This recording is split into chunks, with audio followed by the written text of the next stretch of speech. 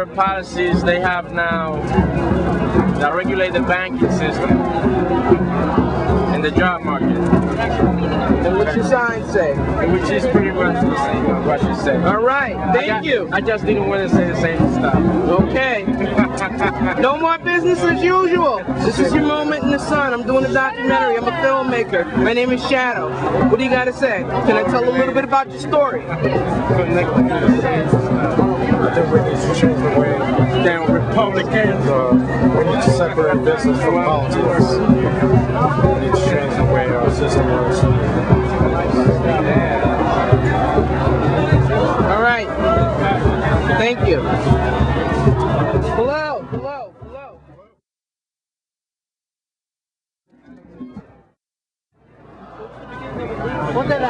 I came down here today from Boston. It's my second day down here. I was in college for 2 years, and then they said that they couldn't afford the scholarship anymore. So now I'm working full time, making only about $10 an hour.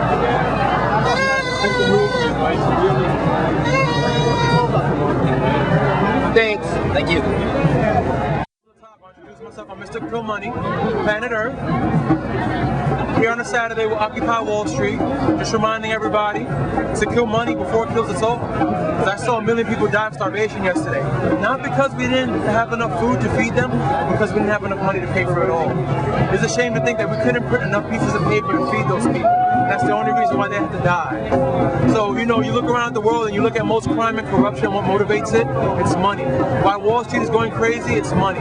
Why people sell drugs and rob and steal and prostitute and do all the above? For money. And the fact is, if all the world's money were to disappear right now, we would still have all the resources we need to live a high lifestyle that not even the rich people of today could afford. Because the sun would still shine, the water would still flow, the grass would still be green, and we'd all still be here. And that's what we need. We need us, not money, not that fake piece of paper that has no value. Because you can't eat money, you can't drink it, you can't stuff it in your car and drive away, you definitely can't plant it in the soil and grow anything out of it. It's completely useless. So the fact is, money is the largest religion in the world, complete with its large churches named the Federal Reserve Bank and all of its high priests / bankers on Wall Street, confusing everybody with their rhetoric and their economic talk, ruling us all. Meanwhile, we're just trying to get by, trying to love one another, and we can't. Why? Because we're forced into these slave wage jobs, working things, doing things that we hate, to buy stuff we don't need, to impress people we probably don't even like.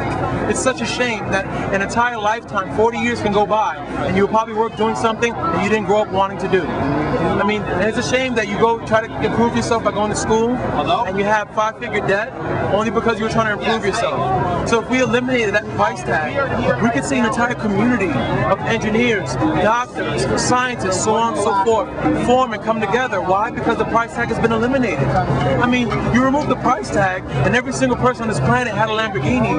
Why would you steal one? Who could you sell it to? Why would you need two? And who would buy it from you? They're giving them away for free.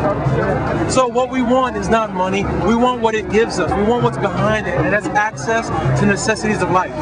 And if you give that away without a price tag, people behave very differently. You know, there's a myth going around that money is the main motivation. But I'll tell you what, in my household I grew up, and my mom put dinner on the table every single night, and she never once brought me a bill. She wasn't motivated by money, she was motivated by love, the true motivation factor of the human race. So we see that the money motivation is a big myth that gets taught and perpetuated. Why? To keep this system of slavery going. Just so that those guys who own the printers, because you own the printer, you own everything. So you go to a bank, all money starts in the bank and all money ends in the bank. They are our masters, and they know it. So again, I'm urging everyone to kill money before it kills us all.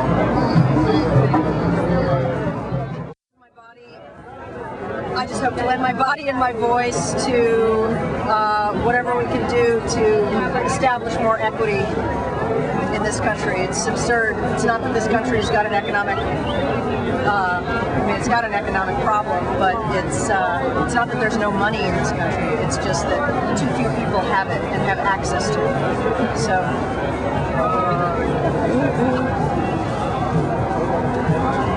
Right. It's not until mothers and parents and kids and teachers and you know, come out and say that enough is enough, that anything's going to happen. There's a time we have to take to the streets. So that's why I'm here today. Thank you. I just think the resource of this country is the people. This is what it was made for. The government works for us. They don't work for the corporations. They get paid by the corporations or the banking elites. But we're the ones who are the country. So I mean, there's all kinds of points of view here that I'm just glad to see that people are coming together. That there's a kind of awakening, and there may not be a consensus about everything, but the feeling you get walking around is that we all are here together. We're here to figure something out because something's wrong. And my personal view is that there's been a sort of corporatist takeover of government, and that we're not really going to see any justice or equity until we address that. Because you can tax whoever you want, you can tax the rich, and the kleptocracy will just keep stealing it. And the Federal Reserve is a bunch of private banks. It's not a federal institution. They're beyond any purview of government. And so until we take care of that, I don't know how I really don't know. I'm here to learn about how and listen to the different people's points of view about that. But that's what I'm hoping to do. But it's very encouraging to see so many people all over the country showing up. It's a good story. Thank you. Bridge thing, and moving back to Massachusetts, work, and took a week off, and been here for a few days now. Yeah, it's been raining. Why are you here? Why am I here? Because I know that there's something fundamentally wrong with everything that's going on in the world.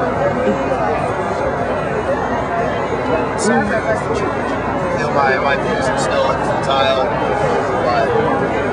but I know that there's something be here to see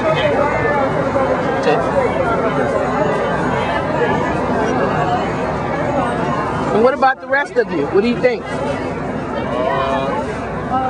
basically came because I was sick of being outraged by the things I saw going on, and Can I get, when I came to my own, I saw the opportunity to take a stand and do something about it and maybe make a change.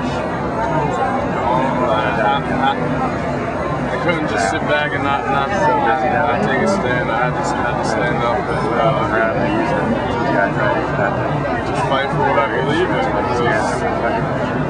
You just sit around and just, you know this stuff and you just don't do anything about it. You have to try to change it. Have any of you done anything like this before? no.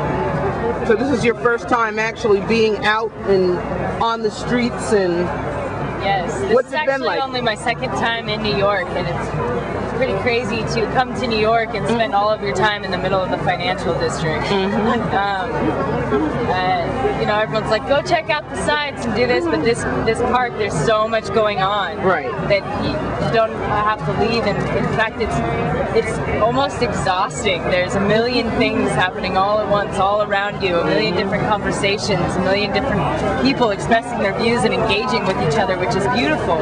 And at the same time, after a day of that and then getting dumped on by the rain, it's pretty exhausting.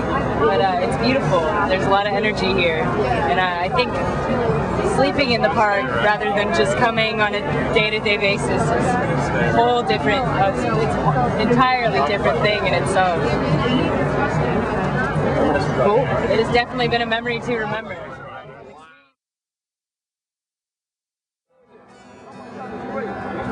Hi. My name is Shadow. I'm a musician and a filmmaker. Oh, okay. And why are you here? May I ask? Is this okay? Yeah, a lot of people here. I used to Yeah? play parks. Yeah. Oh, that's what you do. You're a street performer. Well, that's my hobby. Oh. I'm a performer, yes, but it's not my profession. Okay then. So, but I'm a singer-songwriter, and I want to get my music heard. So it's a good place to get Cool. You got any cards? Yeah, That's a good idea. Well, in a crowd like this, you should probably have a few more than one or two. yeah, I know, but as I said, I just kind of came here to connect. Okay. And that's about... Well, what have you got to say about it? About what? This place? This. Everything that's going on. Well, you know, you need a counterbalance to the radical right, and that's what this is. And, you know, at least there's something that you know, I don't believe what's going on can sustain itself. Right? You know, political disruption always follows economic disruption. And this is our version of the Great Depression. So, you know,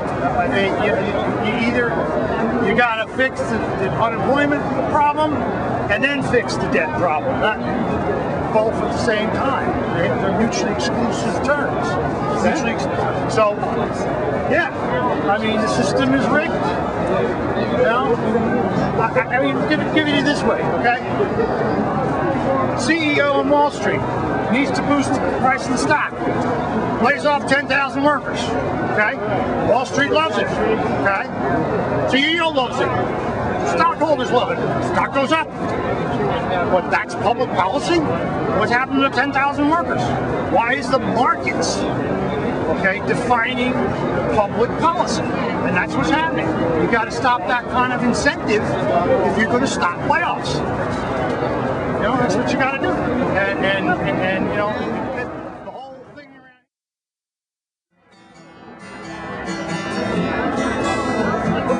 Welcome home, my wayward brother. Can't believe it's you. I know just how you suffered. I suffered too.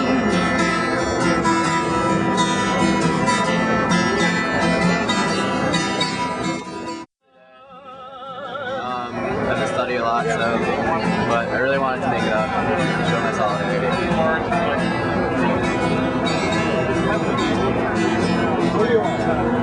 All right. That's pretty much my story. What's your name? To tell Apple?